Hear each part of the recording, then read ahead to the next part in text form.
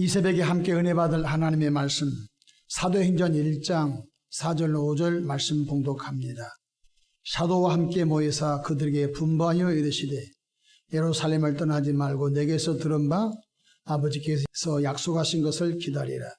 요한은 물로 세례를 베풀었으나 너희는 몇 날이 못되어 성령으로 세례를 받으리라 하셨느니라. 아멘. 할렐루야. 오늘도 참으로 좋은 날입니다. 우리 모두 성령 충만한 하루 되시기를 바랍니다. 저를 따라하겠습니다.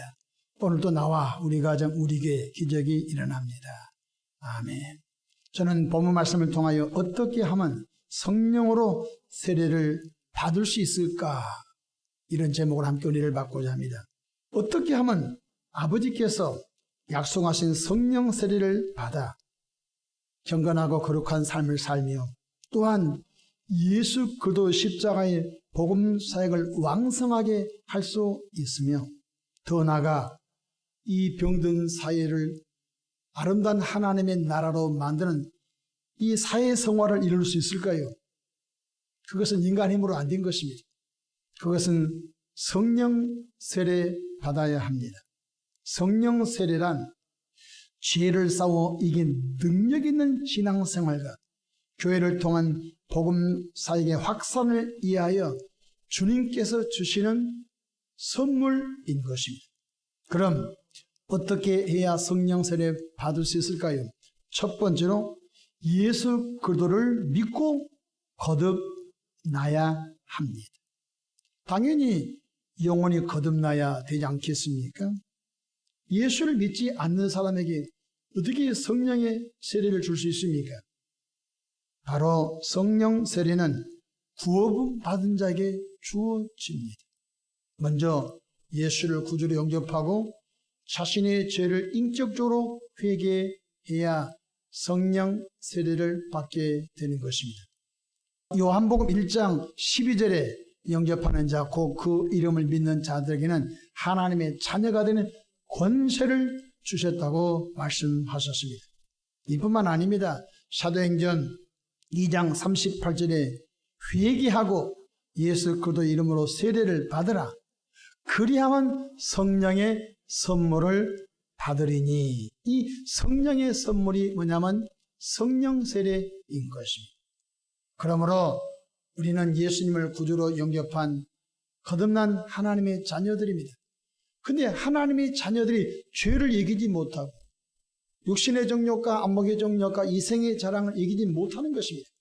그래서 성령 세례 받아야 되는 것입니다. 두 번째로 성령 세례에 대한 믿음을 확실히 가져야 되는 것입니다. 성령 세례는 하나님께서 구원받은 하나님의 백성들이 주신 약속된 선물이며 오직 그것을 믿음으로만 받을 수 있는 것입니다. 돈 주고 성령 세례 받은 것이 아닙니다. 바로 주여 나는 성령 세례 받기를 원합니다. 성령 세례란 하나님의 자녀된 우리에게 능력을 부어주신 것입니다. 죄를 이기는 능력, 원수 마귀를 예수 이름으로 몰아내는 능력, 복음의 능력을 주시는 것입니다. 그래서 갈라디아서 3장 14절에 우리로 하여금 믿음으로 말미암아 성령의 약속을 받게 하려 함이라. 우리로 하여금 믿음으로 말미암아 성령의 약속, 이 성령의 약속이 아버지께서 약속하신 성령 세례인 것입니다. 그러므로 성령 세례란 그 믿음을 가져야 되는 것입니다. 실제로 간절히 사모하고 기도해야 하는 것입니다. 성령 세례는 간절함과 갈망 가운데 주어진 것입니다.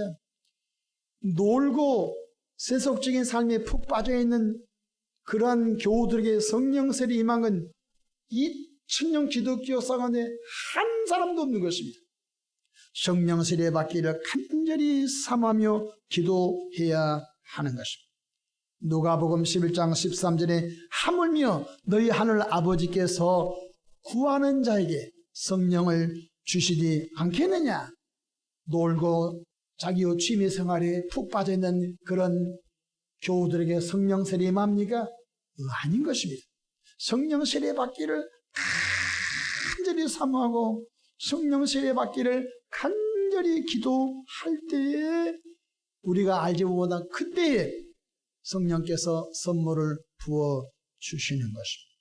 뿐만 아니라 죄를 회개하고 거룩함을 추구할 때 성령 세례가 임하는 것입니다.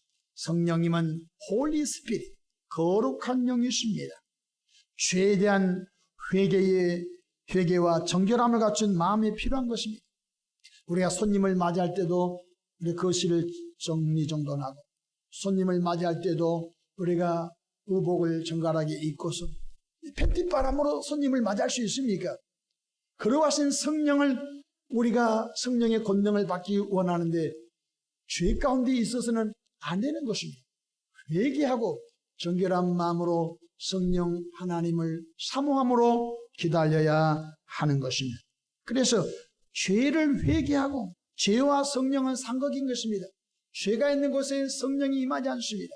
죄를 회개하고 주의 보혈로 정결하게 된 그곳에 성령 받기 원합니다. 그때 그 영혼에게 성령 세례 부어주셔서 그를 능력의 도구로 사용해 주신 것입니다.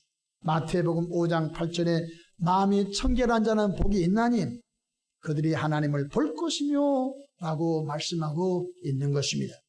말세지 말에는 바로 성령 세례 받는 교우와 성령 세례 받지 않는 교우와 천양이 차인 것입니다. 성령 세례 안 받은 사람은 바람에 나는 겨와 같이 왔다리 갔다리 하다가 흔적도 없이 사라지고 만 것입니다. 그러나 성령 세례 받은 교우는 불같은 시험도 이기고 핍박도 이기고 죽음의 위기도 바로 이길 수 있는 것입니다. 왜냐하면 성령의 권능이 임하여 그들의 산소망은 하나님의 나라이기 때문에 죽음을 두려워하지 않는 사람, 죽어도 다시 사는 부활의 소망으로 충만한 것은 성령 세례 받아야 내면의 그 능력이 임하게 된다는 것입니다. 뿐만 아니라 전심으로 기도해야 하는 것입니다. 마가 요한의 다락방에 120문도가 10일 동안 전심으로 기도했지 않습니까? 120명이 다 폐장병입니다. 베드로도 예수 부인하고 디베라 바닷가에 가서 고기 잡으러 갔고요. 제자들 그 어느 하나 똑바른 사람이 없었습니다. 자기 목숨을 위해 건다고 했지만은 예수님이 십자가에 못 박혀 죽으시고 무덤에 장사될 때 다 흩어져 버렸습니다. 그러나 부활하신 주님의 일일이 7명 제자 가운데 11명 제자 가운데 때로는 주님께서 의심 많은 도마에게 친히 나타나셔서 당신의 부활을 증거하시고 500명 모였을 때도 부활을 친히 증명해 보이시고 만삭되지 못하여 난자 같은 바울에게도 주님이 부활의 주님이 나타나셨던 것입니다. 그래서 120문도는 부활하신 예수님이 하늘에 승천하시면서 요한은 물로 세례를 베풀었으나 너희는 몇 날이 못하여 성령으로 세례를 받으랴. 이 말씀 붙들고 그들은 주 예수님이 승천하시고 마가 다락방에 모여서 10일 동안 전심으로 기도했습니다. 사도행전 1장 14절 마음을 같이하여 전혀 기도에 힘쓰니라. 그렇습니다. 우리 교회가 하나님의 성령의 권능을 힘입은 이들이 모여서 기도할 때 하나님의 구원의 역사는 성령으로 왕성하게 일어날 줄로 믿으시기를 바랍니다. 더 나아가서 하나님을 찬양하고 예배할 때 성령이 강력하게 임하시는 것입니다. 찬양과 예배 가운데 성령이 임하는 일이 너무너무 많습니다. 감사와 경배의 분위기가 너무너무 중요한 것입니다. 영과 진리로 예배할 때 각 심령 가운데 성령께서 임하신 것입니다. 시편 22편 3절에 이스라엘 찬송 중에 거하시는 주님이라고 했습니다. 여러분 싸울 때 성령이 임하지 않습니다. 여러분 세속적인 삶이 있을 때 성령이 임하지 않습니다. 악한 영들이 역사하지요. 이스라엘의 찬송 중에 임하시는 주님. 그래서 보혈을 찬송하고 하나님의 영광을 찬송하고 성령 임재를 찬송하고 또 소망을 찬송하고 하나님의 베푸신 갖가지 은혜를 찬송할 때 성령께서 그 모임 가운데 임하신 줄로 믿으시기 바랍니다. 찬송은 곡조가 있는 기도인 것입니다. 또한 믿음으로 받아들이고 순종하는 것입니다. 성령 세례는 느껴지는 감정이 아니라 믿음으로 받는 경험인 것입니다. 그렇기 때문에 성령은 우리 감정을 흥분시킨 것이 아닙니다. 성령 세례는 바로 믿음으로 하나님께 나가는 영적인 체험인 것을 깨닫기를 바랍니다. 요한복음 7장 38절로 39절 그 배에서 생수의 강이 흘러나오리라 하시니 이는 그를 믿는 자들이 받을 성령을 가리켜 말씀하신 것이라고 말씀해 주셨습니다. 뿐만 아니라 믿음의 공동체 안에 있을 때 성령 세례가 임한 것입니다. 교회를 떠나서 허랑방탕하게 사는 그들 가운데 성령이 임하지 않습니다. 왜 성령 세례 주십니까?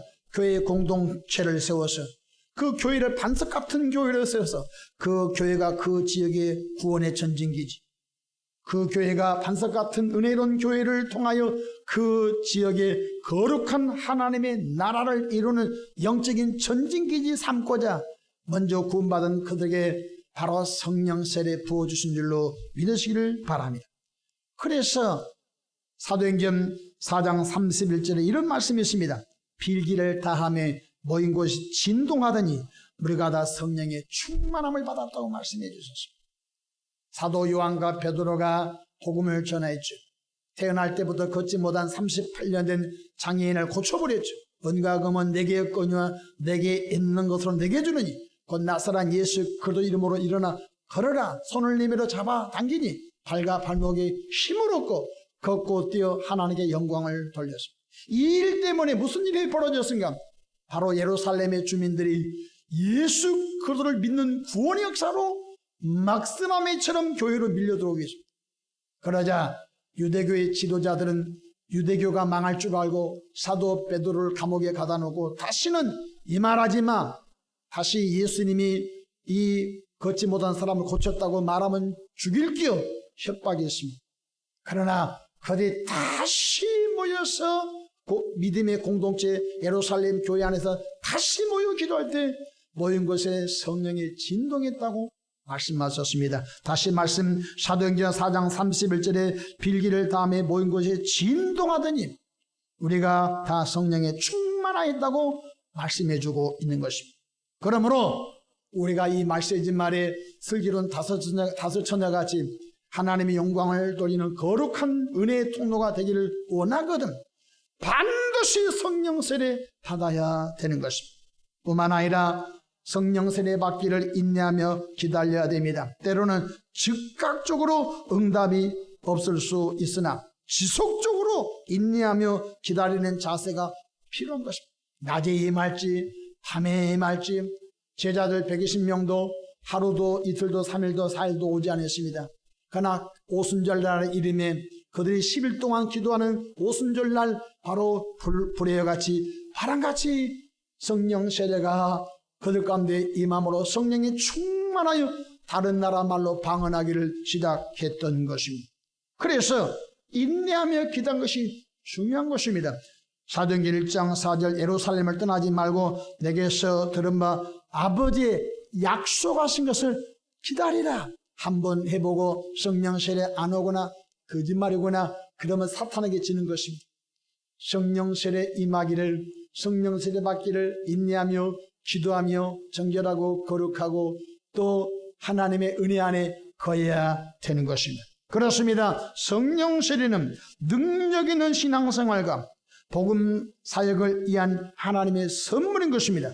우리는 성령 세례를 통해 하나님의 임재와 또 하나님의 능력과 열매와 은사를 더 깊이 체험해야 할 줄로 믿습니다. 무엇보다도 하나님과 친밀함이 깊어지는 경험 때문에 두려워하지 말고 믿음으로 성령 세례 받기를 간절히 사모하는 남녀 종들 되기를 주의 이름으로 축원합니다.